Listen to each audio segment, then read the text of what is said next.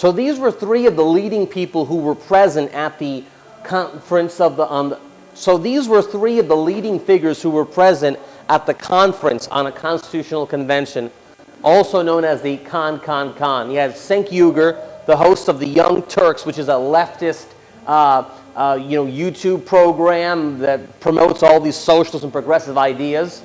Lawrence Lessig, this leftist law professor, and Mark Meckler, who at the time was in charge of Tea Party patriots.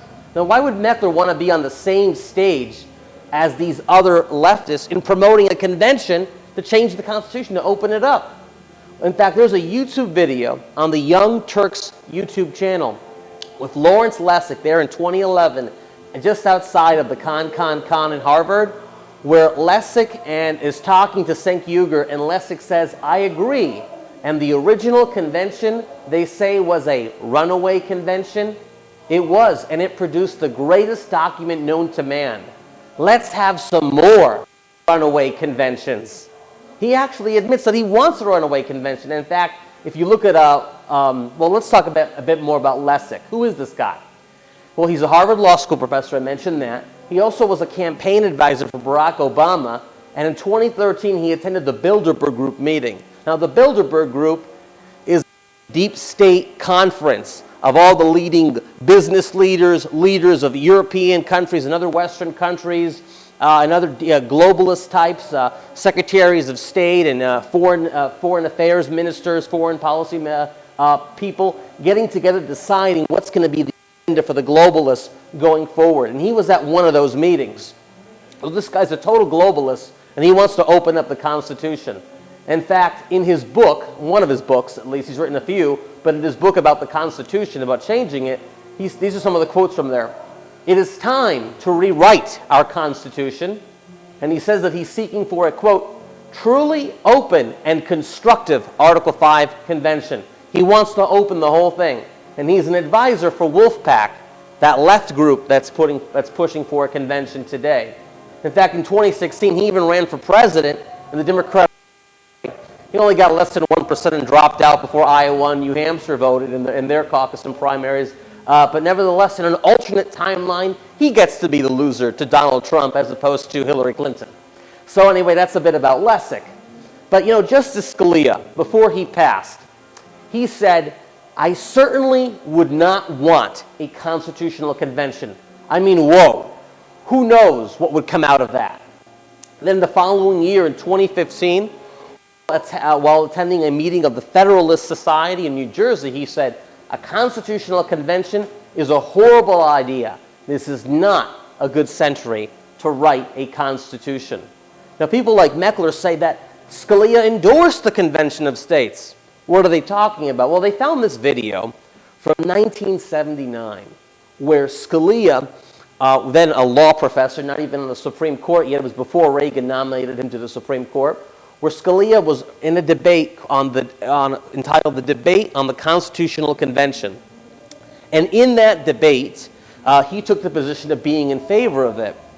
But what does that matter if in 2014 and 2015 he was against it? He realized it was a bad idea and didn't want to have it. But yet Convention of States won't tell you that. Again, they say the lie that he's talking about something different and that he was favoring the Convention of States as opposed to the Con, which, like I explained earlier, is a trick of theirs to make you think of two different things when they're really the same thing. In fact, if you watch Scalia's video from 1970, where they claim he supports their thing, he also calls it a constitutional convention. So in 1979, when Scalia was for it, he called it a constitutional convention, and in 2014 and 2015, right, the year before he passed away, he constantly kept calling it a constitutional convention, and he clearly opposed it. He realized having a convention in this day and age would be a disaster. Maybe in the 70s, maybe he thought there was a chance of it going well. But today, in this day and age, he recognizes this would not be good. And that's why he says, this is not a good century to write a constitution. And he's right. So the advocates of an Article 5 convention, this is what they often say. They say, we need a convention of the states to rein in the federal government. They also say, the founding fathers gave us Article 5 for such a time as this. Is Article 5 for reining in constitutional violations? Or is it for correcting errors? Because the Convention of States says that it's to fix the problems in Washington. That's why the founders gave it to us. Of course, we'll see that that's not the case. Alexander Hamilton, about the subject of Article 5, he said it's for supplying, or in other words, correcting defects. If there's a defect with the Constitution itself, if what the Constitution that was given to us and ratified by the states, if it turns out that that's a bad Constitution, that's why we can amend it, to make it better. That's what Alexander Hamilton is talking about. He says, no amendments of the proper kind would ever be obtained by the people if the government should become oppressive. Oh, that was George Mason who said that. George Mason said no amendments of the proper kind would ever be obtained by the people if the government should become oppressive. So if the government does become oppressive, it's not going to be amendments that's going to get us out of that. So in fact, the plan, George Mason also said, the plan now to be formed will certainly be defective. So he did not have a positive outlook about the new Constitution. He said there's going to be problems, there's going to be defects. And of course, remember, they didn't even have the Bill of Rights then. That came on around later. So this is going to be defective, George Mason says. So amendments, therefore, will be necessary. And thank God for the first 10 amendments, the Bill of Rights. So that's why there's amendments to fix the defects, according to George Mason. And George Washington said, if the distribution or modification of constitutional powers be in any particular wrong, that would be a justification for changing the Constitution or amending it. If there's a problem with the checks and balances or the Republican form of government that's given to us, if it's no good, if it doesn't work out for us, then we can change it through amendments. In the Federalist Papers, in Federalist number 43, James Madison says that Article 5 is for the amendment of errors. James Madison, later in 1830, in a letter, he said, should the provisions of the Constitution as here reviewed be found not to secure us and not to secure our rights and freedoms or our liberties, then maybe you need an Article 5 convention, if that's the case. So is that the case now? Is it that the Constitution that we have today is defective and is not working out? Is that the problem? Well, Article 5 is for the correction of errors in the Constitution, as we reviewed, and also it's to alter or abolish the Constitution. Remember, the Declaration of Independence talks about having a new form of government. That's why they had the rebellion against Great Britain. So an Article 5 convention is the constitutional process to abolish or alter our form of government without needing to go to a revolution. So you could use Article 5 for a whole new structure of government, but that's the purpose of Article 5, to correct errors in the Constitution, if there are any, or to abolish the Constitution and write a new one. That's the only reason you would ever go to using Article 5, according to the founders. Now, what does the word amendment itself mean? Because that's very key. What is an amendment? What does that mean? Well, if you go back to Samuel Johnson's A Dictionary of the English Language, the edition that was published in 1785, this was the most recent English language dictionary delegates would have had at their disposal. So whatever they were writing in the Constitution, this would be the dictionary to use to interpret the words if you have any question. So what does the word amendment, how is it defined in Samuel Johnson's dictionary from 1785? It says here, quote, it signifies in law the correction of an error committed in a process and aspies before or after judgment, and sometimes after the party seeking advantage by the error. So even the word amendment itself, as understood in the Founding Fathers' era, is for the correcting of errors. That's what even an amendment is. So is Article 5 for reining in constitutional violations, or is it for correcting errors? It's for correcting errors. So arguments in favor of an Article 5 convention, they often sound like this. People will say, so arguments for an Article 5 convention would be like saying the following. Since people aren't following the 10 Commandments, we should revise them. Or how about this? Imagine if Sunday morning your pastor says, since pastors and church leaders, or even since Christians aren't following the Bible, we should add new chapters to the Bible in order to restore the original meaning. Imagine if your pastor said that one. Now you might say, well, that's not what Convention of States is saying. Well, this is a quote from Mark Meckler. We're not looking to change the Constitution. we're working to restore the Constitution. In fact, this little meme is on every single COS Facebook and Twitter page for all the states. COS New York, COS Georgia, COS Wisconsin, COS California. It's in all of them. So go back to our pastor here. Since Christians aren't following the Bible, or since pastors aren't following the Bible, we need to add new chapters to restore the original meaning. So we got to amend the Constitution to restore the original meaning. So we invite you to go to jbs.org, to our Stop a ConCon or Stop a Constitutional Convention Action Project page, where you can find tons of videos and articles and documents on this subject to educate yourself further on this subject. The John Birch Society has been leading the fight to stop a constitutional convention going back to the early 1980s. In total, we've helped 19 states rescind their applications for a BBA ConCon.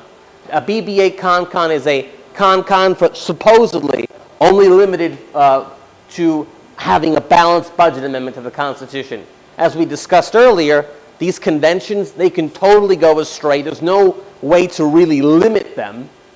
So even if you say it's only limited for this, what sounds like a good purpose, it could go way beyond that. So we've been trying to rescind all of the application calls, regardless of what the purpose stated is. And in total, we've helped to rescind 19 of them. Back in 1983, there were 32 live states that had proposed, had sent applications to Congress for a constitutional convention supposedly limited to proposing a balanced budget amendment to the Constitution. So that's 32 when we needed 34. We were 2 states away from calling a convention. So JBS led the effort to bring that number down.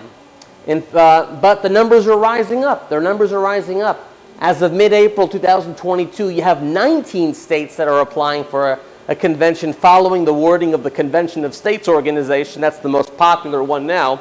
And as for the BBA convention, because those are still moving at a much slower pace, there are currently 26 states with live applications for a balanced budget amendment, supposedly limited constitutional convention. So whether it's the 19 states from the COS you're looking at, or the 26 for the ConCon for just the BBA, supposedly just for that, that's still very close to 34. So we got to stop. We got to bring that number down to the safe and healthy number of 0. Back in the 70s and 80s, those who wanted it, they called it a constitutional convention. They admitted what it was. In the 1990s, there was an effort called the Conference of the States. They tried to rebrand it, name it something different, so those who opposed the ConCon might not maybe oppose this because they're calling it something else.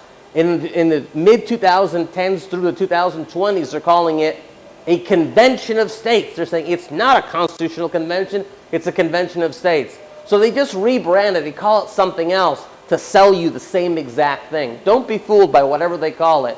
Conference of the States, Convention of States, Amendments Convention, it's all the same thing. It's all a constitutional convention, but we have to oppose it no matter what they're calling it. So state legislatures, once 2/3 of them apply for it, the Congress will call it. When you think about it, Congress has a terribly low approval rating, largely because of the influence of special interests.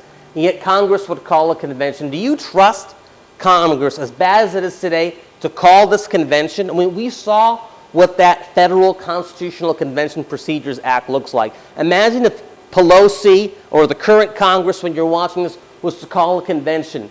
Would you trust that Congress to call a convention? Do you trust them that it would be, that they would limit it to only a few good things? Or is it possible that they would make sure that the special interests that control Washington would also make their way to influencing and dominating the convention? So I'm just going to move on here for the sake of time. Chief Justice Warren A. Burger, in a letter to Phyllis Schlafly in 1988, he wrote to her, "I have also repeatedly given my opinion that there is no effective way to limit or muzzle the actions of a constitutional convention." There's no way to limit it, he says. The convention could make its own rules and set its own agenda. Congress might try to limit the convention to one amendment or to one issue, but there is no way to assure that the convention would obey to assure that the convention would obey. After a convention is convened, it will be too late to stop the convention if we don't like its agenda. The meeting in 1787 ignored the limit placed by the Confederation Congress for the sole and express purpose. So, Chief Justice of the Supreme Court, Warren E. Burger, he warned about this thing. What makes him wrong but someone like Meckler right when he says, oh, it'll be fine, trust us, it'll work out well? This guy didn't think it would work out well. How about Justice Arthur Goldberg, former Supreme Court Justice? In the Miami Herald newspaper in 1986, in an op-ed, he wrote, one of the most serious problems Article 5 possesses is a runaway convention. There is no enforceable mechanism to prevent a convention from reporting out wholesale changes to our Constitution and Bill of Rights. Proponents for a convention offer assurances that it can be limited to a single issue by saying the state legislatures have called for a convention for the sole and express purpose of drafting a specific amendment, particularly the Balanced Budget Amendment. In response, they should be reminded that the Convention of 1787 was called for the sole and express purpose of revising the Articles of Confederation. As we know, that convention discarded the Articles and drafted the U.S. Constitution despite its limited mandate. History has established that the Philadelphia Convention was a success, but it cannot be denied that it broke every restraint intended to limit its powers and agenda. Logic, therefore, compels one conclusion. Any claim that the Congress could, by statute, limit a convention's agenda is pure speculation, and any attempt at limiting the agenda would almost certainly be unenforceable. It would create a sense of security where none exists, and it would project a false image of unity. Opposition to a constitutional convention at this point in our history does not indicate a distrust of the American public, but in fact recognizes the potential for mischief. Arthur Goldberg. So James Madison in 1788, he warned about another convention in a letter. He wrote, an election into it would be courted by the most violent partisans on both sides. It would no doubt contain individuals of insidious views who might have a dangerous opportunity of sapping the very foundations of the fabric. Having witnessed the difficulties and dangers experienced by the first convention, I should tremble for the result of a second. He knew the power of the special influence. He knew you'd have two different warring sides. He knew that in 1788. Do you think it's gotten any better since then? Or is it worse than it was in 1788? So, Senator Barry Goldwater, also referred to as Mr. Conservative, ran for president in 1964, one of the most conservative members of the U.S. Senate in the 20th century. He said about a constitutional convention when they were debating it back in the 70s, if we hold a constitutional convention, every group in the country, majority, minority, middle of the road, left, right, up, down, is going to get its 2 bits in. And we are going to wind up with a constitution that it will be so far different from the one we have lived under for 200 years that I doubt that the republic could continue. Former